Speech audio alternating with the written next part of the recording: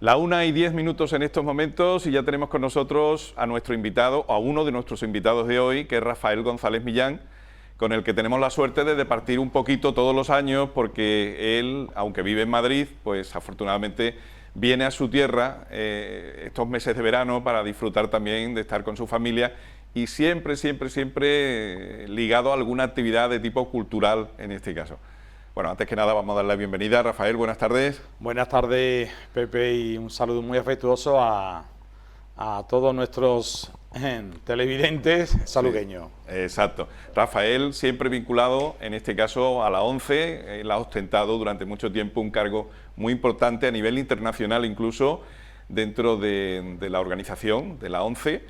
Y bueno, estos años atrás, pues por ejemplo, hemos hablado a lo mejor del libro que él presentaba ese año, o hemos hablado de cuestiones así muy diversas, porque es un hombre que además en su faceta de abogado, pues y sobre todo en la parte, digamos, que tiene que ver con la ONCE, en la parte de los servicios sociales, pues es una persona siempre muy inquieta a la hora de estar metido en muchos proyectos. Entre otros, por ejemplo, nos estaba comentando él que incluso ahora forma parte de una nueva asociación de escritores, en este caso, con discapacidad, ¿no, Rafael?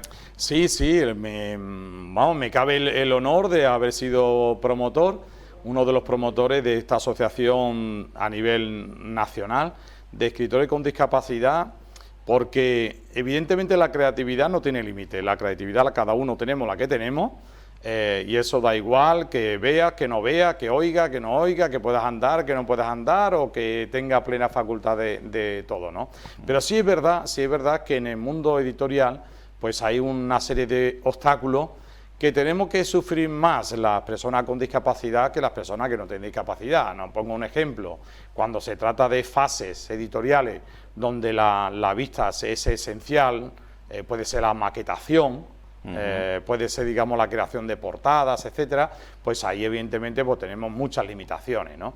Y luego también es verdad, Pepe, que aunque hemos avanzado muchísimo en materia de discapacidad y hay una gran presencia, hay una gran visibilidad del colectivo nuestro en la sociedad, pero sí es verdad que todavía en determinados ámbitos, y la editorial es uno más, donde cuando aparece un escritor con discapacidad parece que tiene, por decirlo así, un nivel inferior, como que no puede llegar al nivel que puede llegar cualquier otro escritor, ¿no? Y yo creo que también es bueno difundir la idea de que como la creatividad está en la mente de las personas, pues la mente evidentemente puede ser la misma en todos los casos, ¿no? Tenga o no tenga discapacidad. Claro. Yo creo que también es importante abordar ese asunto. Incluso yo diría, Rafael, que en muchos casos incluso la persona que a lo mejor carece de vista posiblemente desarrolle mucho más otra serie de sentidos que a lo mejor el que tiene la vista pues a lo mejor ni siquiera percibe, ¿no?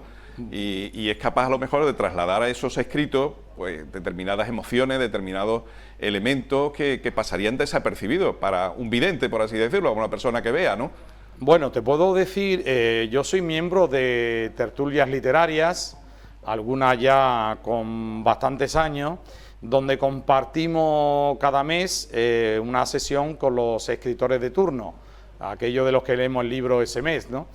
Y cuando viene un escritor siempre se sorprende, muchas veces nos dice, sí, puedo estar con vosotros, pero poco tiempo, que tengo una agenda muy apretada, yo estoy, pero cuando llega allí, expone su obra y se abre, digamos, la tertulia y ve cómo le preguntamos sobre su libro, cómo incidimos en muchos detalles, se suelen quedar sorprendidos porque dice, solemos estar en muchas tertulias, pero en tertulia como esta donde haya tanto detalle en las preguntas, donde se fijen los lectores en pequeñas cosas, en matices, etcétera, etcétera, como esta tertulia, muy poca o ninguna, ¿no?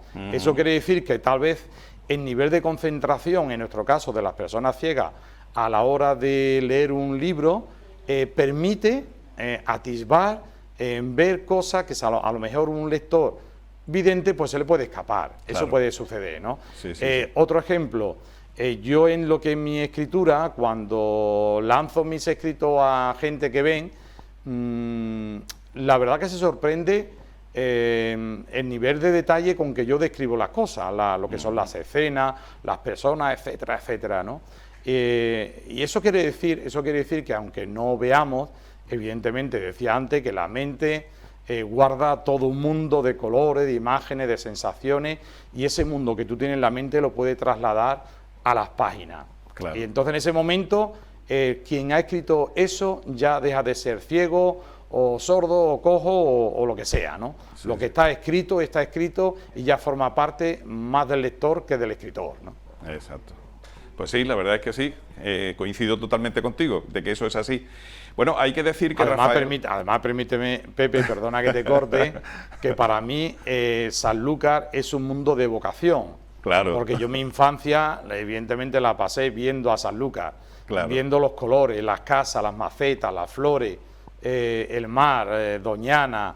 Y entonces para mí ese es un mundo al que recurro muchísimo a la hora de describir cosas en mis escritos, ¿no? Claro. Evidentemente el ocaso en Sanlúcar, la puesta del sol, a mí no se me olvida en la vida, porque incluso me ha pillado dentro del agua y he visto cómo se iba escondiendo el sol, cómo iba reflejando todos esos colores en el cielo, en el mar, etcétera.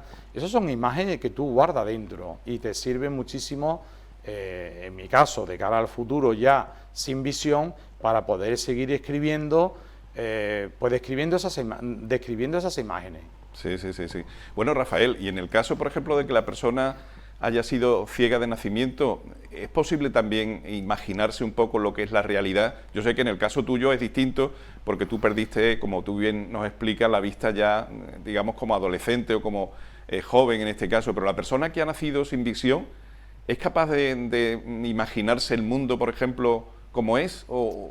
¿Qué es lo que ocurre ahí? Porque tú eso lo habrás hablado seguramente con otros compañeros, sí, ¿no? mucho, mucho. Es un tema reiterativo, recurrente, que solemos abordar en muchos casos entre los mismos compañeros, porque hay muchas cosas que el ciego de nacimiento le cuesta mucho trabajo entender. Puede ser, por ejemplo, la perspectiva, las tres dimensiones, porque cuando una persona nace sin visión, lo que puede atisbar de su exterior, lo suele atisbar o ver en plano, en lo que son sensaciones o imágenes. Imágenes no, porque imágenes no puede tener, ¿no? Claro. Tampoco puede hablar de todo, puede hablar una persona ciega de nacimiento, evidentemente tiene un aprendizaje, tiene una cultura, tiene una educación y puede aprender de todo y hablar de todo. Pero sí es verdad que se da más en las personas ciegas de nacimiento, se da más una escritura, como se podría decir, esencialista, es decir, más carente de descripciones, de cuestiones que tienen que ver con la visión, que en caso de escritores con visión o escritores ciegos, pero que han visto. También eso depende de los estilos literarios, Hay personas que ven que su escritura está desnuda de descripciones. Claro. Evidentemente hoy en día, por ejemplo, el tema de adjetivos no se lleva. Está muy mal visto en literatura el colocar adjetivos, ¿no?, a los sustantivos, cosa que en la literatura anterior, en nuestra historia pasada, pues era muy normal, una proliferación de adjetivos, pero ahora la escritura es más desnuda, es más esencialista, no es tan descriptiva. Entonces eso depende también de la elección que haga cada uno. Claro. Pero es evidente que una persona ciega de nacimiento se encuentra más cómoda escribiendo de aquello que conoce per se que aquello que puede conocer a través de un aprendizaje verbal, por decirlo. Sí. De hecho, se suele hablar del verbalismo. El verbalismo no es otra cosa que cuando un ciego de nacimiento habla de cosas que no ha podido percibir con el sentido de la visión. Por ejemplo, los colores. Las personas ciegas de nacimiento pueden hablar del rojo, del negro, del verde, de cualquier color, pero evidentemente nunca la ha visto. Claro. Y eso se llama verbalismo. Lo mismo que con los colores, pues puede suceder con muchas otras cosas que exige la visión de la persona, ¿no? Sí, sí, sí. Muy interesante, la verdad, esto que nos cuenta. Bueno, una de las cuestiones por la que Rafael también hemos querido invitarlo al programa y hablar un poquito con él es precisamente su intervención hoy mismo, hoy jueves, ¿verdad?, dentro de los Encuentros en La Paz que organiza todos los años Izquierda Unida. Ahí tenemos el cartel en la pantalla. y él pues ha sido el invitado para este jueves para hablar sobre un tema muy interesante como es el tema de las políticas sociales y el motor, en este caso como motor más eficaz para la promoción de la paz, algo que él además conoce en primera persona porque, como comentábamos al principio, la misión o el papel que él desarrollaba en la ONCE era precisamente las relaciones a nivel internacional, precisamente con cuestiones de paz, ¿no, Rafael? Sí, por supuesto. Esto para mí no dejaba también de ser un reto, ¿eh? Yo cuando recibí la invitación a través de una persona cercana, yo rápidamente digo que sí a todo lo que se me propone desde Sanlúcar. No me puedo negar, yo todo lo que pueda hacer por Sanlúcar lo hago y lo haré siempre, y además sin buscar ningún tipo de interés económico ni de ningún tipo.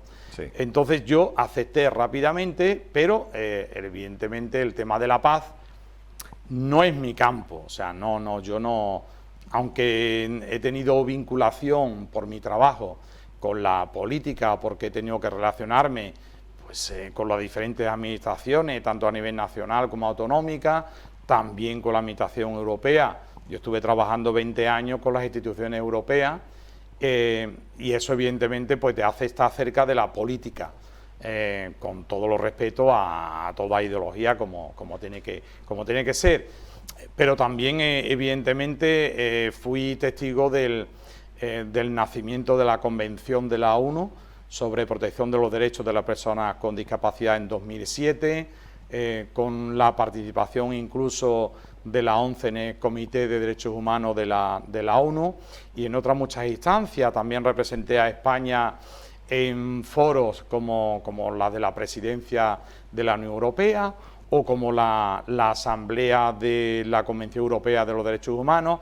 Es decir, que me he tenido que mover en mi trayectoria profesional por muchas de esas instituciones, participando, representando bien a España o bien a la ONCE, y alguna cosa sé. Evidentemente no soy un experto en los movimientos de paz, pero puedo decir que sí he sido testigo y partícipe en algunos de esos movimientos. Y hoy evidentemente, porque yo me planteaba, Pepe, digo, en un mundo tan convulso como el que estamos viviendo ahora, ¿qué puede decir uno que pueda generar por lo menos un atisbo de esperanza en la gente en cuanto a conseguir una paz internacional? Es muy difícil. Sabemos que evidentemente hay muchos intereses geopolíticos en el mundo. Además, estamos en un periodo post-Guerra Fría, en la Guerra Fría que tanto miedo nos daba, ¿no?, por el tema de la amenaza nuclear, pero siempre había unos que se vigilaban a otros. Pero mi pregunta hoy en día es ¿quién vigila a quién? Porque la sensación es que cualquiera puede hacer lo que le dé la real gana en el mundo, ¿no? Cuando hablamos de potencias militares en la actualidad. Entonces hablar de paz es muy complicado, pero sí tengo claro una cosa, y es que precisamente las políticas sociales, aquellas que ponen el foco en la persona, en el bienestar de la persona, ha sido el motor que realmente ha propiciado mejores y mayores espacios de paz en el mundo. Solamente pongo lo más cercano a nosotros, como ejemplo, la Unión Europea.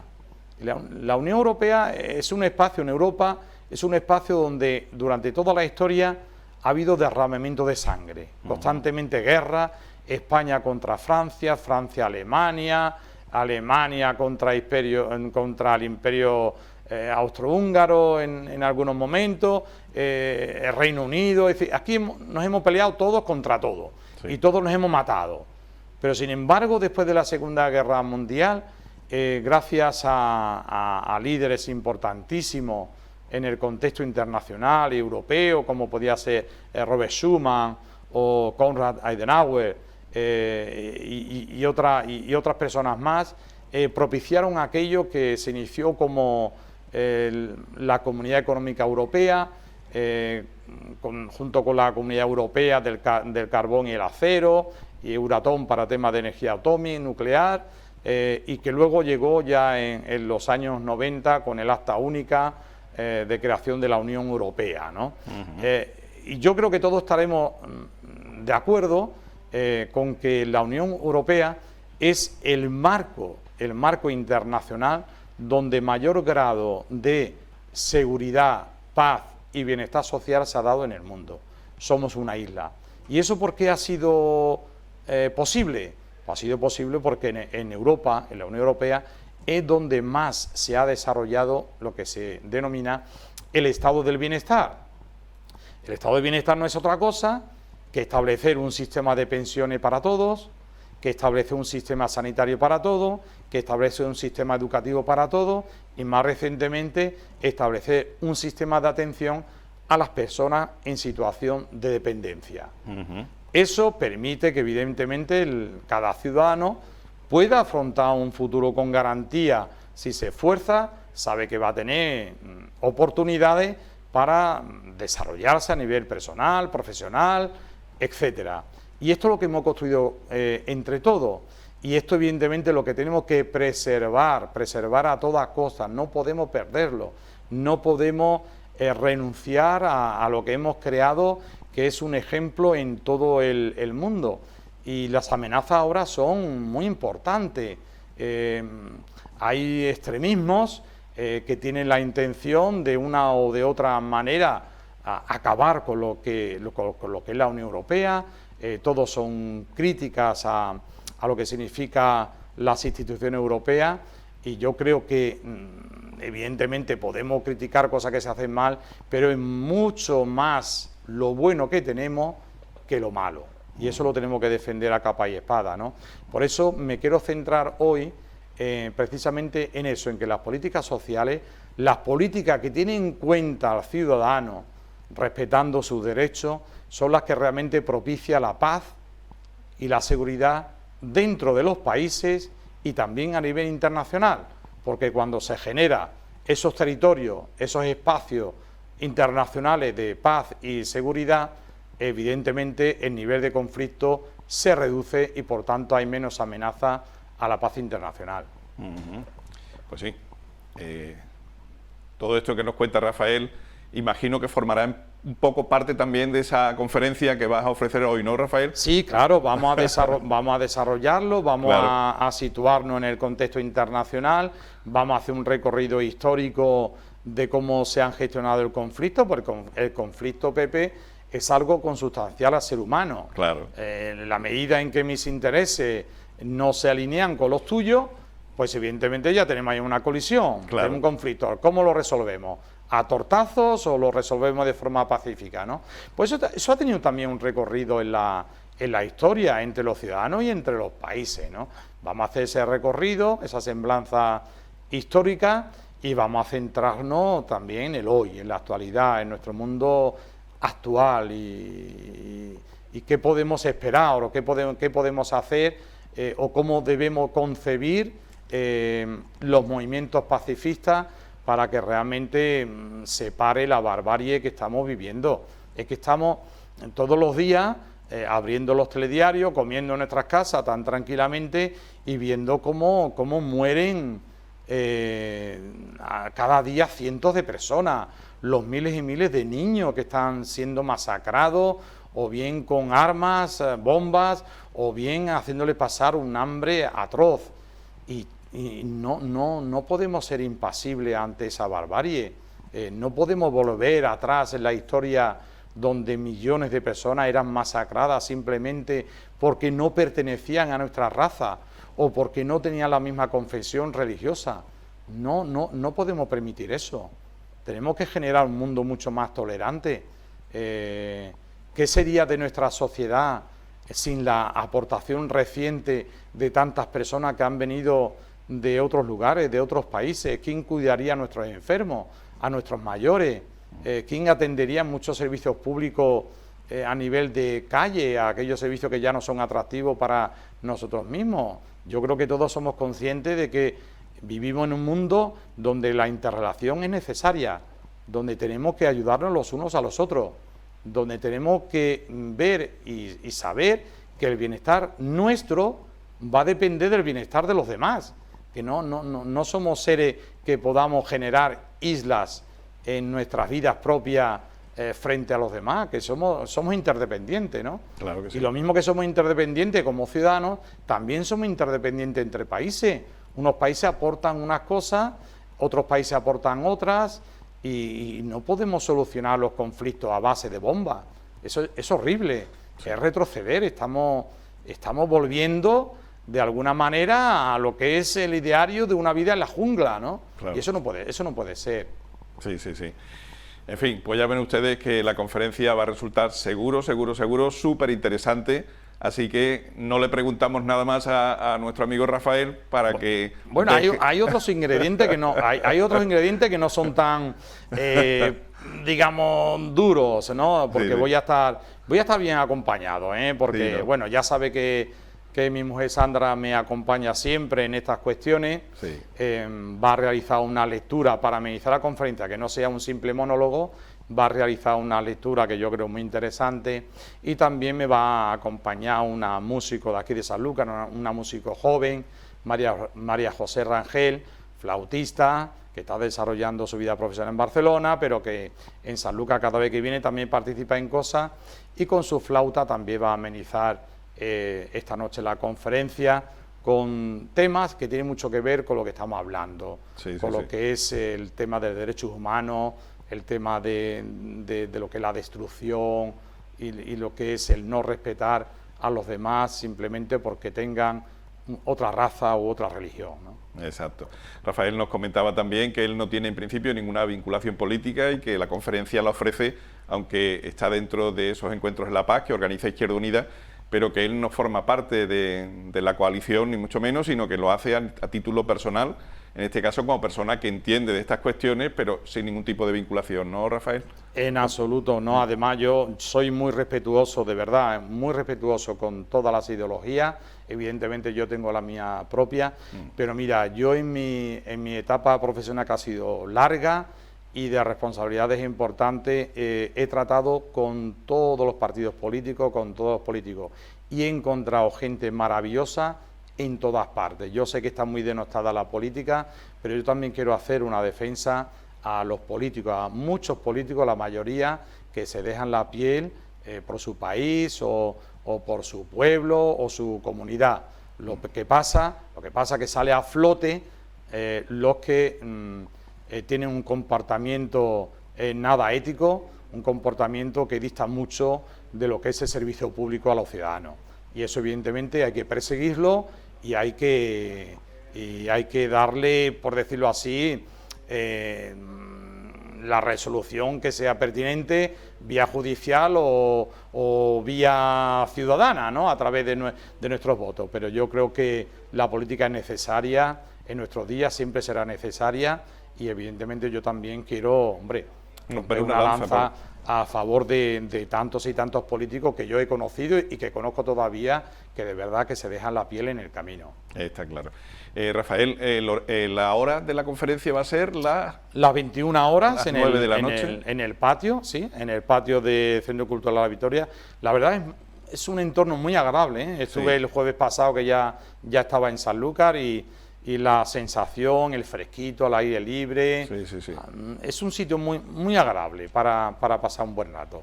Y luego, cuando finalice la conferencia, bueno, pues también tenemos la oportunidad, pues se va a ofrecer un vinito de Sanlúcar, con unos aperitivos, pues tenemos la oportunidad también de charlar de una manera más informal, ¿no? Está claro. Pues lo dicho, Rafael, muchísimas gracias por estar con nosotros este ratito, por adelantarnos algo de la conferencia. Y nada, allí estaremos también para escucharte al completo y para disfrutar un ratito también de la presencia vuestra y de todas las personas que conforman en definitiva el plantel que se va a subir encima del escenario. Pues muchísimas gracias, Pepe, y siempre gracias a Costa Noroeste, que ha sido sensible pues a las iniciativas que he tenido aquí en Sanlúcar, sean literarias o como las de hoy, o cuando hicimos aquel concierto solidario, etcétera, etcétera, ¿no? Así que os agradezco muchísimo pues toda esa atención que me prestáis. Bueno, lo mínimo que podemos hacer es eso. Muchas gracias, Rafael. Gracias a vosotros.